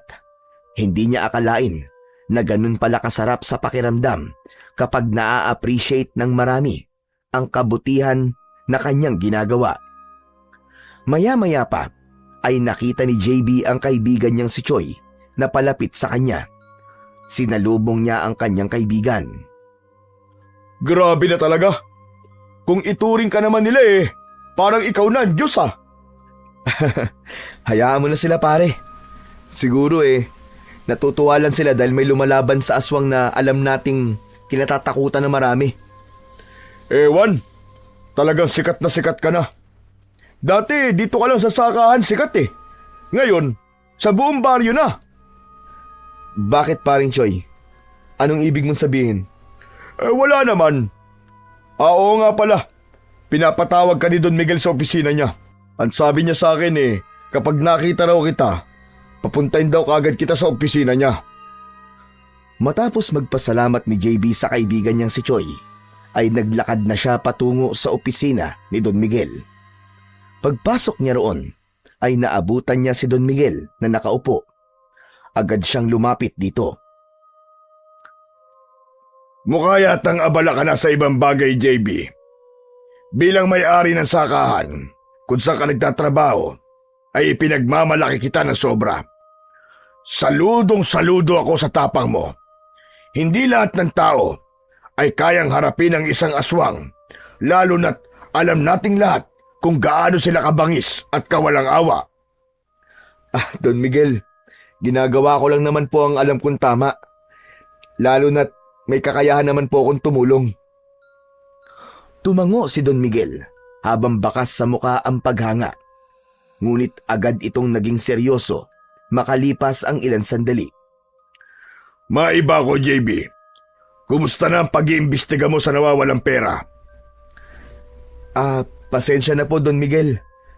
Hindi ko na po masyado natutukan ng pag-iimbestiga Sa ngayon po, mas inuuna ko po ang aswang. Pero kapag napatay ko na po siya, itutuloy ko po ang paghanap sa nagnakaw ng pera nyo. Naiintindihan ko. Sige, unahin mo muna yung aswang na yan. Yan naman talagang importante dahil buhay ng mga tao nakataya. Tumango si JB. Alam niyang may pananagutan pa rin siya kay Don Miguel dahil pumayag siya sa trabahong ipinapagawa nito. Ngunit nagpapasalamat siya na malaki ang pag-unawa nito sa kung anong bagay ang mas dapat niyang pagtuunan ng pansin. Sa mga lumipas pang mga araw, ay tuluyan nang nagbago ang buhay ni JB. Sa umaga, ay abala siyang nagtatrabaho sa sakahan ni Don Miguel.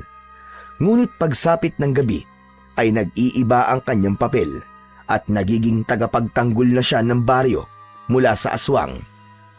Tuwing sasapit ang dilim, ay nagbabantay siya sa paligid habang tangan ng itak at ang itim na bato mula sa bulalakaw. Palagi siyang umaasang darating na ang gabi kung saan tuluyan niya nang mapapatay ang aswang. Gusto ni JB na mapatay na ang aswang, hindi para patunayan ng kanyang tapang at lakas, kundi dahil nais na niyang bumalik sa normal ang buhay ng mga tao sa baryong yon. Isa pa, gusto na rin niyang makapag-focus siya sa kanyang trabaho. Ngunit dumating ang araw na napansin ni JB ang pagbabago ng mga tao sa pakikitungo sa kanya.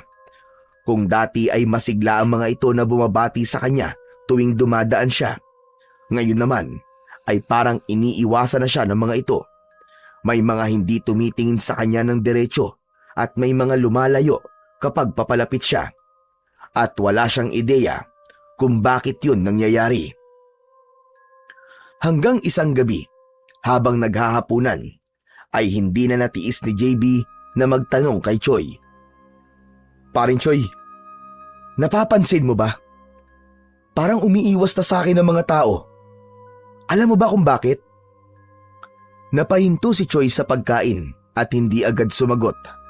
Para bang nag-aalinlangan ito kung magsasalita ba ito o hindi. Bakit pa rin, JB? Wala ka bang alam sa kumakalat na chismis ngayon dito sa baryo? Anong chismis, paring Choy? Sa dami kasi ng ginagawa ko, wala na akong oras para sa mga ganyang bagay May kumakalat na balita na isa kang aswang. Ang sinasabi nila, ang aswang na umaatake sa baryo ay kasabwat mo para lang bumango ang pangalan mo sa mga tao. Labis na nagimbal si JB sa kanyang narinig. Ano? Alam mong hindi totoo yan, paring Choy. Kilala mo ako. Hindi ako aswang. Alam ko. Pero yun ang pinaniniwalaan ng mga tao ngayon eh. Naniniwala sila na aswang ka pare. Labis na nagtaka si JB. Hindi niya alam kung paano siya napagbintangan ng ganon. Ang bihira. Sino naman kaya nagpakalat ng kalokohang yun? Hindi ko alam pare. Wala rin akong ideya. Kung sino man ang gumagawa niyan, siguradong malaki ang inggit nun sa akin. Iba na talaga kapag inggit ang umiral sa katawan ng isang tao. Lahat ay gagawin para siraan ng taong kinaiinggitan niya. Parang gusto kong busalan ng dinamita ang bibig ng taong yun, Choy. Pero hindi ako papayag na tuluyang masira ako sa mga tao. Kailangan kong makausap ang mga tao para linisin ang pangalan ko. Nako, hindi magandang ideya yan paring JB. Kapag pinuntahan mo sila para ipaliwanag ang sarili mo, baka lalo lang nilang isipin na may tinatago ka. Baka isipin pa nila na defensive ka. Hayaan mo na lang sila at mamamatay din ang chismis na yan. Nakuha naman kagad ni JB ang punto ng kanyang kaibigan.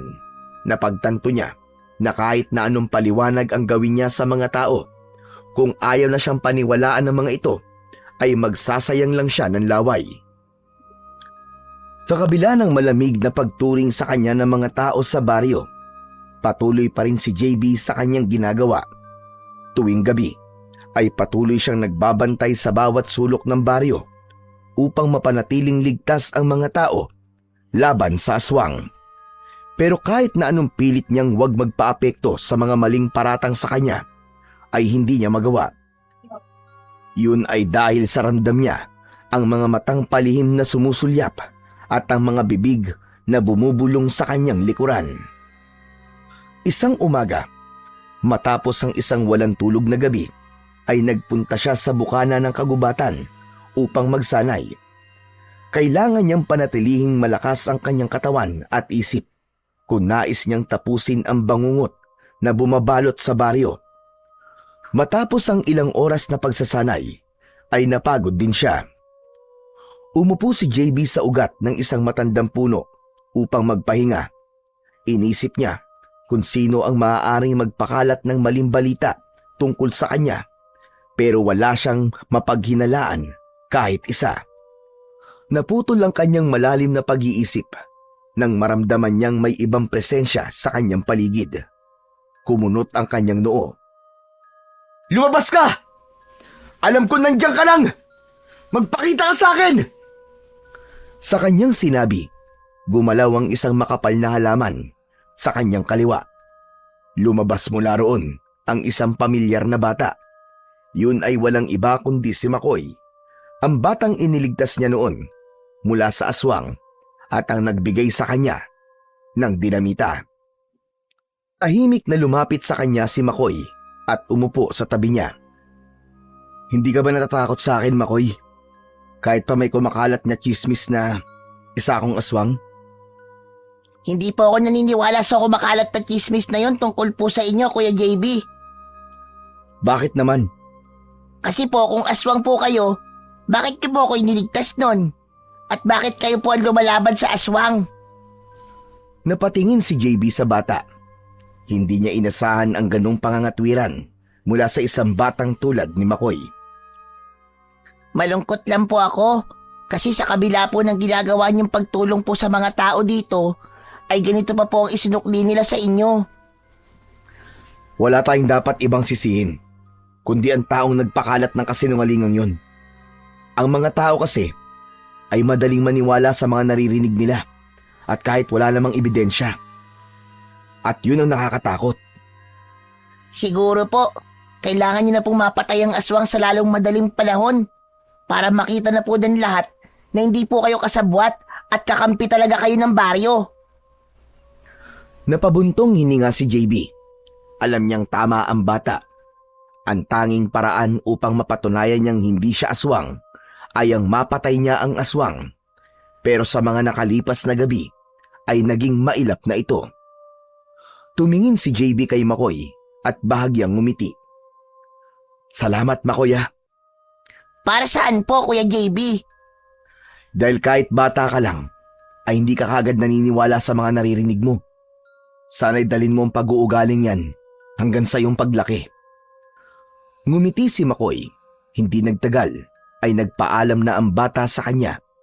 Habang naglalakad palayo si McCoy, ay sinundan ito ng tingin ni JB hanggang sa tuluyan na itong nawala sa kanyang paningin. Nang sandaling yon, ay nangako si JB sa kanyang sarili na hindi siya titigil hanggat hindi niya napapatay ang aswang dahil yun na lang ang natitirang paraan para malinis niya ang kanyang pangalan. Maging sa sakahan, ay ramdam na ramdam ni JB ang pag-iwas ng mga trabahador sa kanya. Pakiramdam niya ay meron siyang nakakahawang sakit na pilit na iniiwasan ng lahat. Sa tuwing dadaan siya, ay mabilis na naglalayuan ang mga kasamahan niya. Alam niyang ang chismis ang may kagagawa nun at hindi niya maiwasan na baka kapag nagtagal ang ganung pangyayari ay maisipan ng mga tao na paalisin siya sa baryo.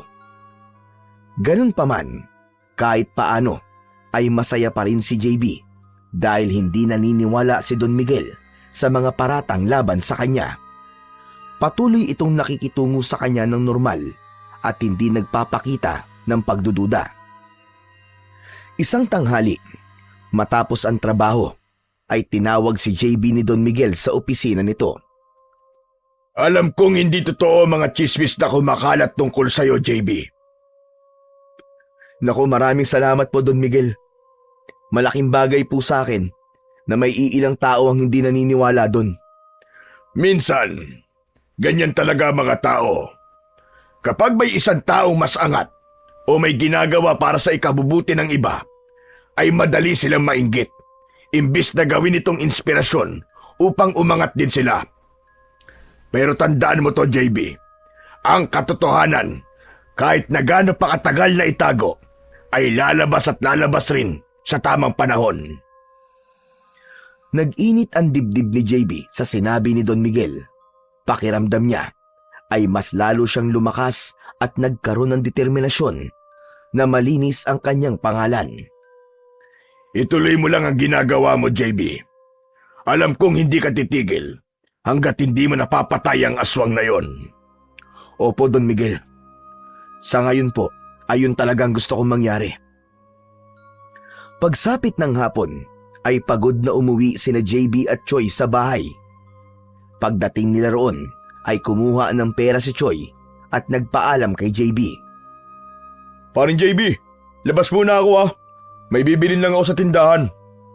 Sige pare, mag-iingat ka. Pagkaalis ni Choi, ay kumuha si JB ng malinis na damit.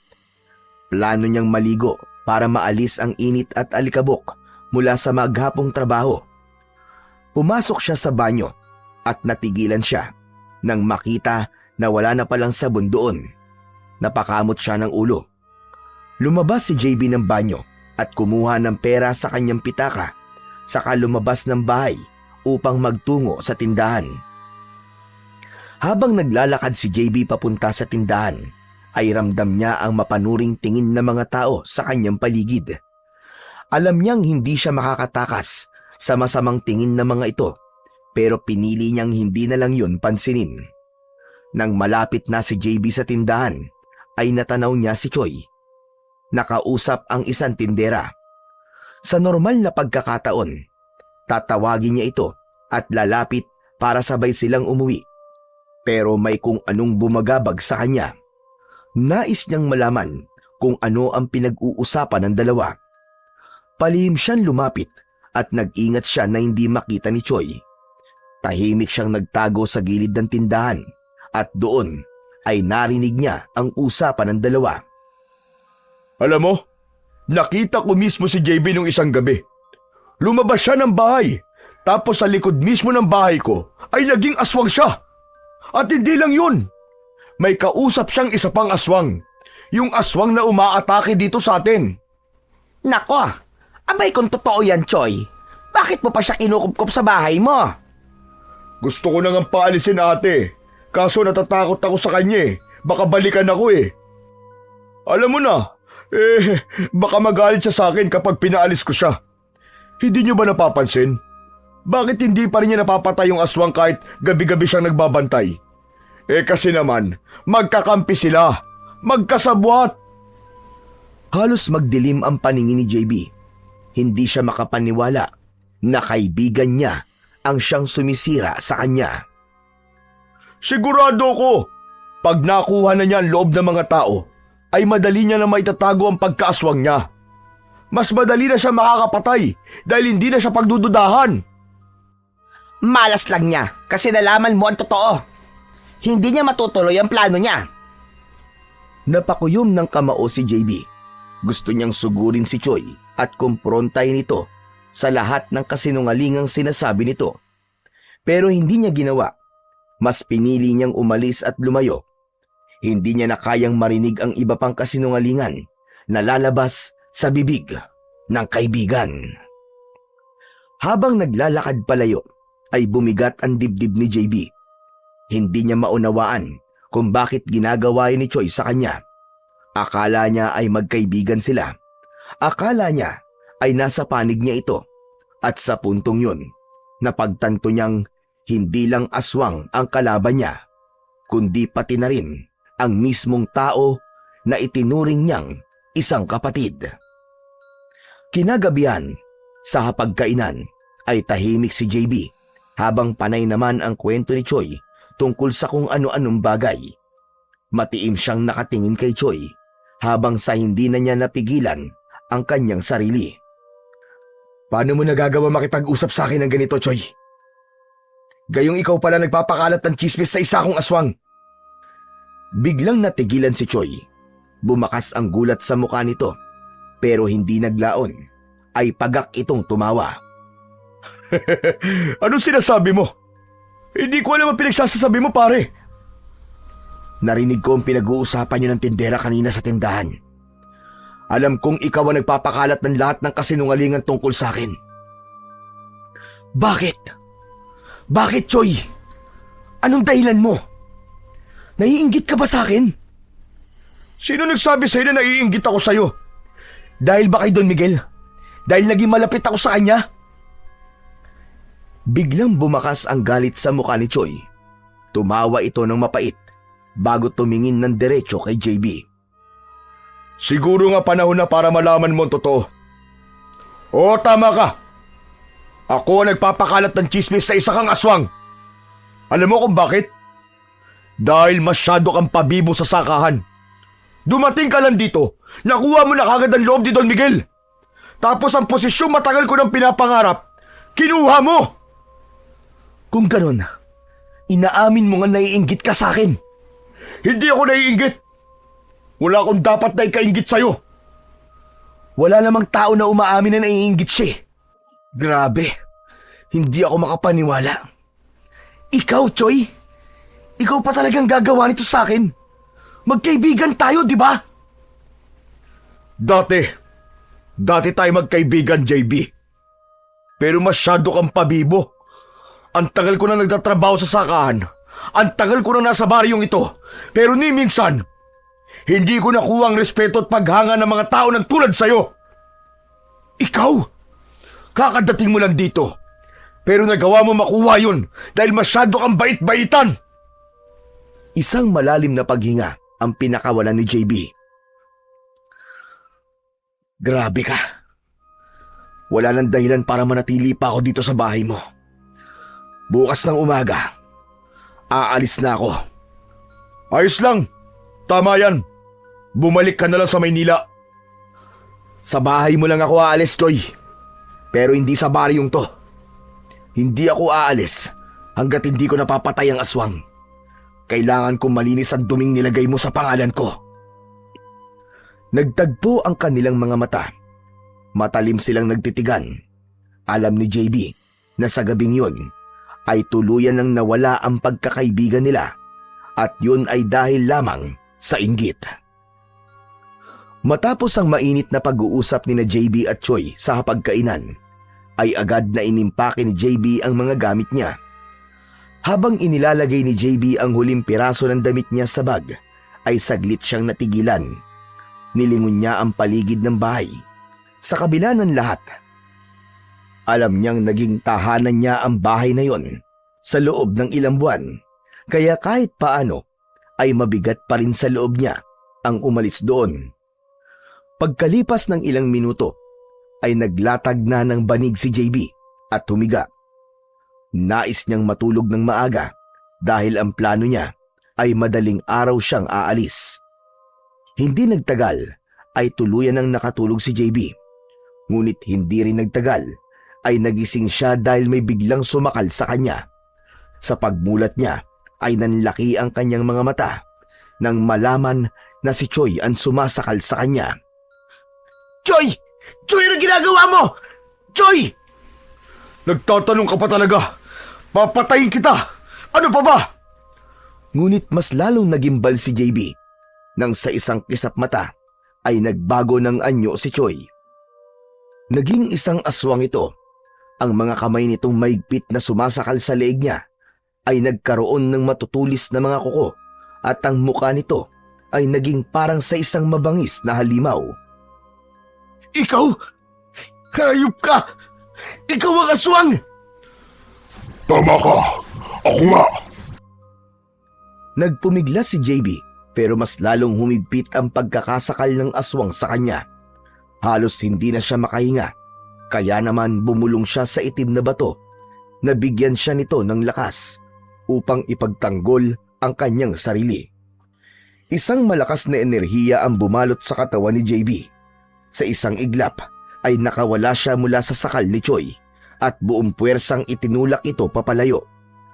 Mabilis siyang bumangon at bago pa makasunggab muli ang aswang ay sinuntok niya ito sa muka na sinundan niya ng isang matinding sipa sa dibdib nito. Tumilapon ang aswang papunta sa pinto. Bumangga ang likod nito sa pinto, dahilan para mawasak yun at lumipad hanggang sa labas ang aswang. Agad na tumakbo si JB sa kusina at kinuha ang itak. Paglabas niya ng bahay ay hinanap niya ang aswang pero wala na ito. Magpakita ka sa akin, Choy! Magpakita ka! Huwag kang magtago! Gusto mo akong patayin, di ba? Di ba? Inggit na inggit ka! Kaya puro paninira ang lumalabas sa bibig mo! At puro kasamaan ang tumatakbo sa utak mo! Dahil sa malakas na sigaw na yun ni JB, ay naglabasan mula sa kanilang mga bahay ang mga taga-baryo. Naguluhan na mga yon nang makita siya. Hanggang sa may naramdaman si JB na presensya sa itaas. Tumingala siya at doon niya nakita ang aswang na nakaupo sa sanga ng isang puno na nasa harapan ng bahay. Tumalon ang aswang pababa habang nakaumang ang matutulis nitong mga kuko. Hindi na nagawang makaiwas si JB at mabilis na nasunggaban ng aswang ang braso niya at buong puwersa siya nitong kinagat doon. Napangiwi si JB sa sakit pero hindi siya pinanghinaan ng loob. Sinaksak niya sa tagiliran ng aswang at napasigaw ito sa sakit. Mabilis na lumayo ang aswang kay JB pero agad din itong umatake. Nagpatuloy ang kanilang laban. Ngunit nahirapan si JB na tamaan ng aswang dahil sobrang bilis ng kilos nito. Ilang beses siyang sumugod pero puro hangin lang ang tinatamaan ng kanyang itak. Alam niya na kahit malakas siya dahil sa itim na bato ay wala rin yung silbi kung hindi niya matatamaan ang kanyang kalaban. Ngunit sa gitna ng pakikipaglaban ni JB sa aswang ay pumasok sa isip niya ang dinamita na ibinigay sa kanya ni McCoy. Napagtanto niya na maaari niya yung gamitin upang tuluyan niya ng mapatahimik si Choi. Mabilis siyang tumakbo papalik sa loob ng bahay. Mula sa kanyang bag ay kinuha niya ang dinamita at isang lighter. Isinuksok niya sa gilid ng suot niyang shorts ang dinamita at saka siya bumalik sa labas. Sumugod ang aswang kay JB habang nakabuka ang malaki nitong bibig. Imbis na umatras o umiwas ay sinalubong ito ni JB at kinuha ang dinamita sa gilid ng kanyang shorts. Buong puwersa niyang isinalpak yon sa malaking bunganga ng aswang at ipinagdiinan pa niya yon. Nabigla naman si Choi at pilit nitong sinubukang iluwa ang dinamita pero madiin ang pagkakahawak ni JB sa dinamita. Hayop ka! Ang dapat sa mga inggiterong kagaya mo ay pinapasabog ang bunganga para manahimik! Gamit ang lighter, ay mabilis niyang sinindihan ang mitya ng dinamita. Malakas niya itong sinipa sa dibdib at bago pa bumagsak sa lupa ang aswang, ay sumabog na ang dinamita. Sumabog at nadurog ang buong ulo ng aswang. Kumalat sa kung saan-saan ang dugo at laman nito.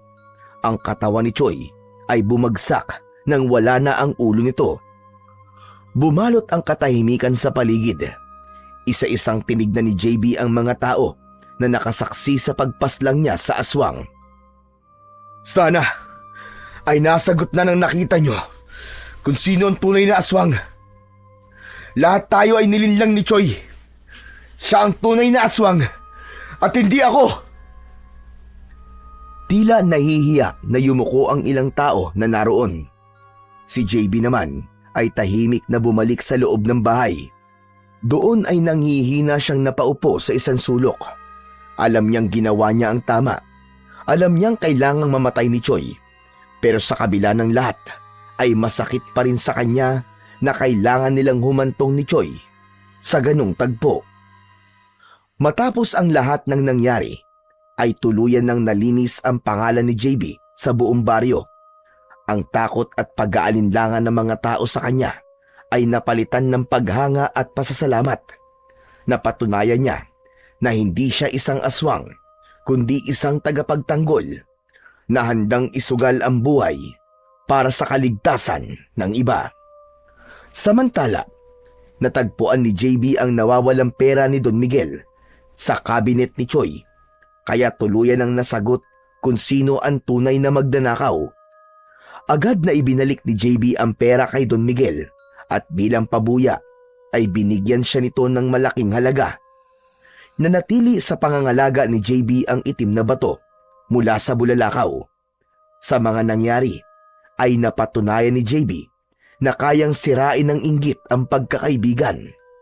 Natutunan din niya na sa halip na mainggit ay dapat matutong magsikap at magpahalaga sa kung anong meron ka. Dahil sa huli, ang kasamaan ay may katapusan at ang katotohanan at kabutihan ang siyang laging mananaig.